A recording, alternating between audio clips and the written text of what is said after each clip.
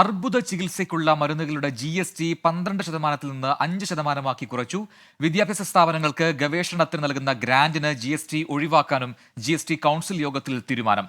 Medical insurance പ്രീമിയത്തിന്റെ GST കുറയ്ക്കണമെന്ന് ശുപാർശ മന്ത്രിതല സമിതിക്ക് വിട്ടിട്ടുമുണ്ട്. അച്യുതൻ നൽകും ഡൽഹിയിൽ നിന്ന് അതിന്റെ കൂടുതൽ വിവരങ്ങൾ.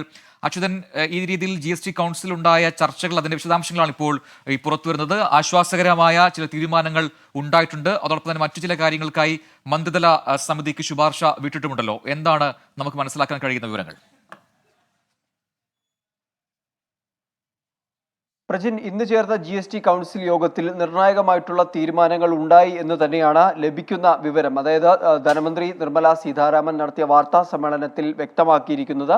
അതിൽ ഏറ്റവും പ്രാധാന്യം അർഹിക്കുന്ന ഒന്നാണ് ഈ ക്യാൻസർ രോഗബാധയുമായി ബന്ധപ്പെട്ട്, അതായത് ക്യാൻസർ മരുന്നുകൾക്ക്, തിരഞ്ഞെടുത്ത മരുന്നുകൾക്ക് GST ഇളവ് കൊണ്ടുവരുമെന്നുള്ളതാണ്. അതായത് അത് 12% നിന്ന് 5% കുറച്ചു എന്നുള്ള ഒരു തീരുമാനം അത് ഉണ്ടായിട്ടുണ്ട്. അത് ഏറെ ആശ്വാസം പകരുന്നതാണ്. പ്രത്യേകിച്ച് ക്യാൻസർ മരുന്നുകളുടെ വില അത് താരതമ്യപ്പെടുത്തുമ്പോൾ വലിയ രീതിയിൽ ഒരു ആശ്വാസം രോഗികൾക്ക് ലഭിക്കുന്ന ഒന്നുകൂടിയാണ് ഈ ക്യാൻസർ മരുന്നുമായി ബന്ധപ്പെട്ട് ഉണ്ടായിട്ടുള്ള നിർണായകമായിട്ടുള്ള തീരുമാനം.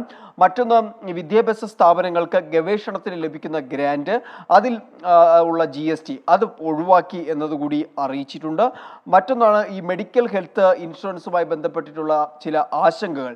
ഇത് പരിഹരിക്കാനായി GST കൗൺസിലിന്റെ കീഴിൽ 2 ഉപസമിതികൾ രൂപീകരിച്ചിരിക്കുകയാണ്. അതായത് ഈ ഇൻഷുറൻസ് പ്രീമിയത്തിലുള്ള GST കുറയ്ക്കണമെന്നൊരു ആവശ്യമാണ്. എന്തായാലും അത് ഈ ഉപസമിതി പഠിച്ച ശേഷം അടുത്ത GST കൗൺസിൽ കാലയളവിനുള്ളിൽ ഇതിനൊരു പരിഹാരം കണ്ടെത്തും എന്ന തരത്തിലേക്കാണ് ഇപ്പോൾ തീരുമാനമുണ്ടായിരിക്കുന്നത്.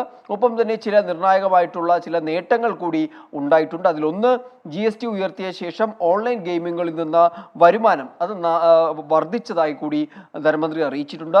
കാസിനോകളിൽ നിന്നുള്ള വരുമാനം 30% വർദ്ധിച്ചു എന്നുള്ളതും ധനമന്ത്രി വ്യക്തമാക്കിയിട്ടുണ്ട്. എന്തായാലും ഇനിയുള്ള GST കൗൺസിൽ യോഗങ്ങൾ സംസ്ഥാനങ്ങൾ കേന്ദ്രീകരിച്ച് നടത്തുവാൻ കൂടിയുള്ള ഒരു തീരുമാനവും ഇന്നത്തെ യോഗത്തിൽ ഉണ്ടായി എന്നത് തന്നെയാണ്. അത് കേരളം അടക്കമുള്ള സംസ്ഥാനങ്ങൾ അത്തരം ഒരു നിർദ്ദേശം മുന്നോട്ട് വെച്ചു. അത് പരിഗണിച്ചുകൊണ്ടാണ് ഇനിയുള്ള GST കൗൺസിൽ യോഗങ്ങൾ സംസ്ഥാനങ്ങളിൽ കൂടിച്ചേരാനായിട്ടുള്ള ഒരു തീരുമാനത്തിലേക്ക് കൂടി ഈ കൗൺസിൽ യോഗം എത്തിയിരിക്കുന്നത്. പ്രജിൻ, അച്യുതനാണ് ഡൽഹിയിൽ നിന്നും വിവരങ്ങൾ നൽകിയത്.